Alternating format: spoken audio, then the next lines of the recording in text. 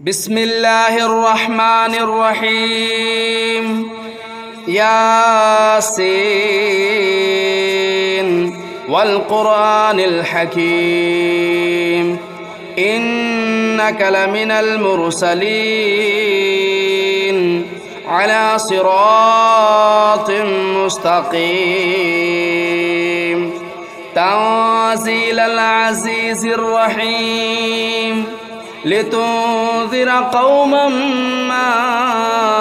أنذر آباؤهم فهم غافلون لقد حق القول على أكثرهم فهم لا يؤمنون إنا جعلنا في أعناقهم أغلالا فهي إلى الأذقان فهم مقمحون وجعلنا من بين أيديهم سدا ومن خلفهم سدا فأغشيناهم فهم لا يبصرون وسواء عليهم أنذرتهم أم لم تنذرهم لا يؤمنون إنما تنذر من اتبع الذكر وخشي الرحمن بالغيب فبشره بمغفرة وأجر كريم إنا نحن نحيي الموتى ونكتب ما قدموا وآثارهم وكل شيء أحصيناه في إمام مبين واضرب لهم مثلا أصحاب القرية إذ جاءها المرسلون إذا أرسلنا إليهم اثنين فكذبوهما فعززنا بثالث فقالوا إنا إليكم مرسلون قالوا ما أنتم إلا بشر مثلنا وما أنزل الرحمن من شيء إن أنتم إلا تكذبون قالوا ربنا يعلم إنا إليكم لمرسلون وما علينا إلا البلاغ المبين قالوا إنا تطيرنا بكم لئن لم تنتهوا لنرجمنكم وليمسنكم منا عذاب أليم قالوا طائركم معكم أئن ذكرتم بل أنتم قوم مسرفون وجاء من أقصى المدينة رجل يسعى قال يا قوم اتبعوا المرسلين اتبعوا من لا يسألكم أجرا وهم مهتدون وما لي لا أعبد الذي فطرني وإليه ترجعون أتخذ من دونه آلهة إن يردني الرحمن بضر لا تغن عني شفاعتهم شيئا ولا ينقذون إني إذا لفي ضلال مبين إني آمنت بربكم فاسمعون قيل ادخل الجنة قال يا ليت قومي يعلمون بما غفر لي ربي وجعلني من المكرمين وما أنزلنا على قومه من بعده من جود من السماء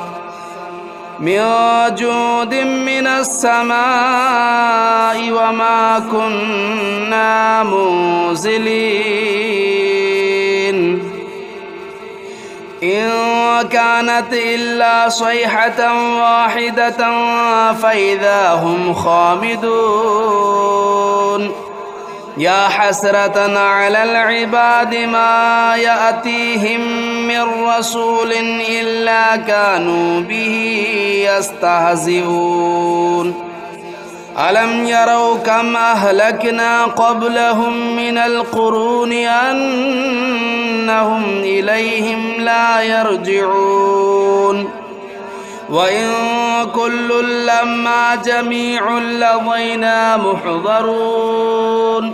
وآية لهم الأرض الميتة أحييناها وأخرجنا منها حبا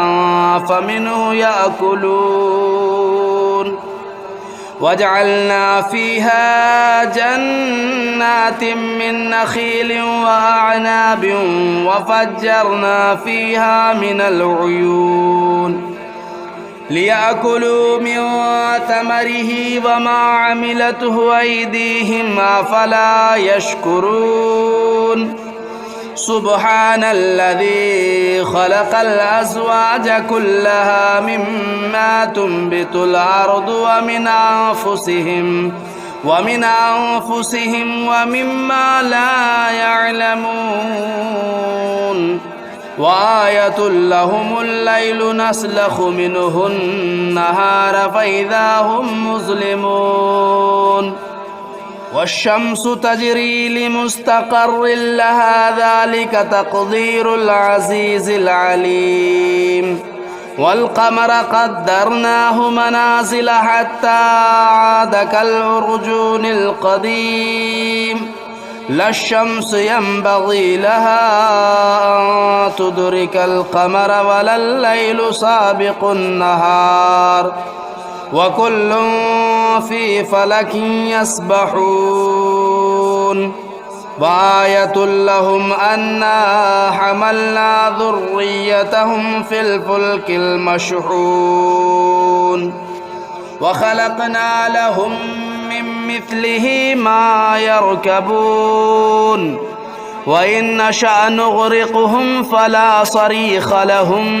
ولا هم ينقذون إلا رحمة منا ومتاعا إلى حين وإذا قيل لهم اتقوا ما بين أيديكم وما خلفكم لعلكم ترحمون وما تأتيهم من آية من آيات ربهم إلا كانوا عنها معرضين وإذا قيل لهم أنفقوا مما رزقكم الله قال الذين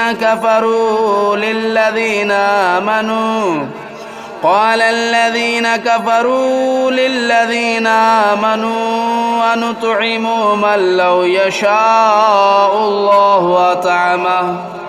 إن أنتم إلا في ضلال مبين ويقولون متى هذا الوعد إن كنتم صادقين ما ينظرون إلا صيحة واحدة تأخذهم وهم يخصمون فلا يستطيعون توصية ولا إلى أهلهم يرجعون ونفخ في الصور فإذا هم من الأجداث إلى ربهم ينسلون قالوا يا ويلنا من بعثنا من مرقدنا هذا ما وعد الرحمن وصدق المرسلون إن كانت إلا صيحة واحدة فإذا هم جميع لدينا محضرون فاليوم لا تظلم نفس شيئا ولا تجزون إلا ما كنتم تعملون إن أصحاب الجنة اليوم في شغل فاكهون هم وأزواجهم في ظلال على الأرائك متكئون لهم فيها فاكهة ولهم ما يدعون سلام قولا من رب رحيم وامتازوا اليوم أيها المجرمون ألم أعهد إليكم يا بني آدم ألا تعبدوا الشيطان إنه لكم عدو مبين وأن اعبدوني هذا صراط مستقيم ولقد أضل منكم جبلا كثيرا أفلم تكونوا تعقلون هذه جهنم التي كنتم توعدون اصلوها اليوم بما كنتم تكفرون اليوم نختم على أفواههم وتكلمنا أيديهم وتشهد أرجلهم بما كانوا يكسبون ولو نشاء لطمسنا على أعينهم فاستبقوا الصراط فأنى يبصرون ولو نشاء لمسخناهم على مكانتهم فما استطاعوا مضيا ولا يرجعون ومن نعمره ننكسه في الخلق أفلا يعقلون وما علمناه الشعر وما ينبغي له إن هو إلا ذكر وقرآن مبين لينذر من كان حيا ويحق القول على الكافرين أولم يروا أنا خلقنا لهم مما عملت أيدينا أنعاما فهم لا مالكون وذللناها لهم فمنها ركوبهم ومنها يأكلون ولهم فيها منافع ومشارب أفلا يشكرون واتخذوا من دون الله آلهة لعلهم ينصرون لا يستطيعون نصرهم وهم لهم جند محضرون فلا يحزنك قولهم إنا نعلم ما يسرون وما يعلنون أولم ير الإنسان أنا خلقناه من نطفة فإذا هو خصيم مبين وضرب لنا مثلا ونسي خلقه قال من يحيي العظام وهي رميم قل يحييها الذي أنشأها أول مرة وهو بكل خلق عليم الذي جعل لكم من الشجر الأخضر نارا فإذا أنتم منه توقدون أوليس الذي خلق السماوات والأرض بقادر على أن يخلق مثلهم بلى وهو الخلاق العليم إنما أمره إذا أراد شيئا أن يقول له كن فيكون فسبحان الذي بيده ملكوت كل شيء وإليه ترجعون بسم الله الرحمن الرحيم الرحمن علم القرآن خلق الإنسان علمه البيان الشمس والقمر بحسبان والنجم والشجر يسجدان والسماء رفعها ووضع الميزان ألا تطغوا في الميزان وأقيموا الوزن بالقسط ولا تخسروا الميزان والأرض وضعها للأنام فيها فاكهة والنخل ذات الأكمام والحب ذو العصف والريحان فبأي آلاء ربكما تكذبان خلق الإنسان من صلصال كالفخار وخلق الجان من مارج من نار فبأي آلاء ربكما تكذبان رب المشرقين ورب المغربين فبأي آلاء ربكما تكذبان مرج البحرين يلتقيان بينهما برزخ لا يبغيان فبأي آلاء ربكما تكذبان يخرج منهما اللؤلؤ والمرجان فبأي آلاء ربكما تكذبان وله الجوار المنشآت في البحر كالأعلام فبأي آلاء ربكما تكذبان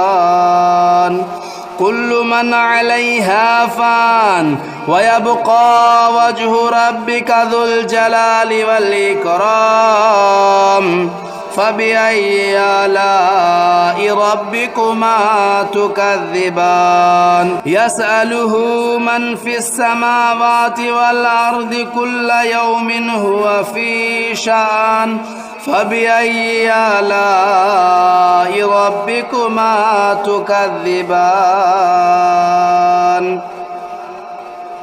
سنفرغ لكم أيها الثقلان فبأي آلاء ربكما تكذبان يا معشر الجن والإنس إن استطعتم أن تنفذوا من أقطار السماوات والأرض فانفذوا لا تنفذون إلا بسلطان فبأي آلاء ربكما تكذبان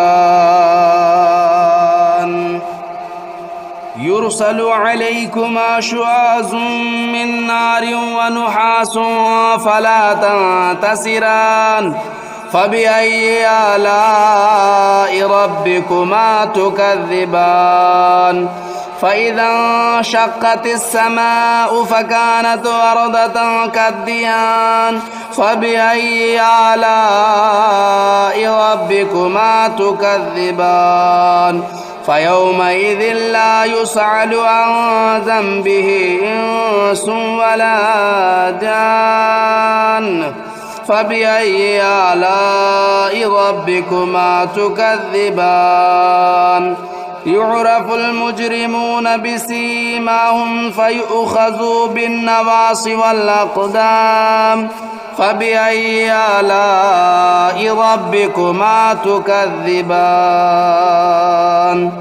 هذه جهنم التي يكذب بها المجرمون يطوفون بينها وبين حميم آن فبأي آلاء ربكما تكذبان ولمن خاف مقام ربه جنتان فبأي آلاء ربكما تكذبان ذواتا أفنان فبأي آلاء ربكما تكذبان فيهما عينان تجريان فبأي آلاء ربكما تكذبان فيهما من كل فاكهة زوجان فبأي آلاء ربكما تكذبان متكئين على فرش بطائنها من استبرق وجنى الجنتين دان فبأي آلاء ربكما تكذبان فيهن قاصرات الطرف لم يطمثهن إنس قبلهم ولا جان فبأي آلاء ربكما تكذبان كأنهن الياقوت والمرجان فبأي آلاء ربكما تكذبان هل جزاء الإحسان إلا الإحسان فبأي آلاء ربكما تكذبان ومن دونهما جنتان فبأي آلاء ربكما تكذبان مدهامتان فبأي آلاء ربكما تكذبان فيهما عينان نضاختان فبأي آلاء ربكما تكذبان فيهما فاكهة والنخل والرمان فبأي آلاء ربكما تكذبان فيهن خيرات حسان فبأي آلاء ربكما تكذبان حور مقصورات في الخيام فبأي آلاء ربكما تكذبان لم يطمثهن إنس قبلهم ولا جان فبأي آلاء ربكما تكذبان متكئين على رفرف خضر وبخري حسان فبأي آلاء ربكما تكذبان تبارك اسم ربك ذو الجلال والإكرام بسم الله الرحمن الرحيم تبارك الذي بيده الملك وهو على كل شيء قدير الذي خلق الموت والحياة ليبلوكم أيكم أحسن عملا وهو العزيز الغفور الذي خلق 7 سماوات طباقا ما ترى في خلق الرحمن من تفاؤت فارجع البصر هل ترى من فتور ثم ارجع البصر كرتين ينقلب إليك البصر خاسئا وهو حسير ولقد زينا السماء الدنيا بمصابيح وجعلناها رجوما للشياطين وأعتدنا لهم عذاب السعير وللذين كفروا بربهم عذاب جهنم وبئس المصير إذا ألقوا فيها سمعوا لها شهيقا وهي تفور تكاد تميز من الغيظ كلما ألقي فيها فوج سألهم خزنتها ألم يأتكم نذير قالوا بلى قد جاءنا نذير فكذبنا وقلنا ما نزل الله من شيء إن أنتم إلا في ضلال كبير وقالوا لو كنا نسمع أو نعقل ما كنا في أصحاب السعير فاعترفوا بذنبهم فسحقا لأصحاب السعير إن الذين يخشون ربهم بالغيب لهم مغفرة وأجر كبير وأسروا قولكم أو اجهروا به إنه عليم بذات الصدور ألا يعلم من خلق وهو اللطيف الخبير هو الذي جعل لكم الأرض ذلولا فامشوا في مناكبها وكلوا من رزقه وإليه النشور أأمنتم من في السماء أن يخسف بكم الأرض فإذا هي تمور أم أمنتم من في السماء أن يرسل عليكم حاصبا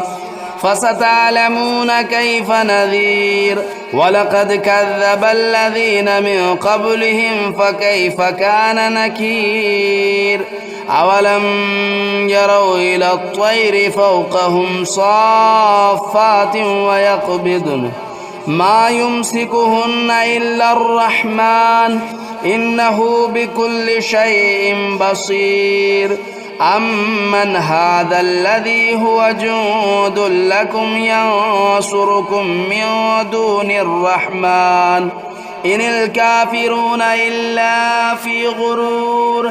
أمن هذا الذي يرزقكم إن أمسك رزقه بل لجوا في عتو ونفور أفمن يمشي مكبا على وجهه أهدى أمن يمشي سويا على صراط مستقيم قل هو الذي أنشأكم وجعل لكم السمع والأبصار والأفئدة قليلا ما تشكرون قل هو الذي ذرأكم في الأرض وإليه تهشرون ويقولون متى هذا الوعد إن كنتم صادقين قل إنما العلم عند الله وإنما أنا نذير مبين فلما رأوه زلفة سيئت وجوه الذين كفروا وقيل هذا الذي كنتم به تدعون قل أرأيتم إن أهلكني الله ومن معي أو رحمنا فمن يجير الكافرين من عذاب أليم قل هو الرحمن آمنا به وعليه توكلنا فستعلمون من هو في ضلال مبين قل أرأيتم إن أصبح ماؤكم غورا فمن يأتيكم بماء معين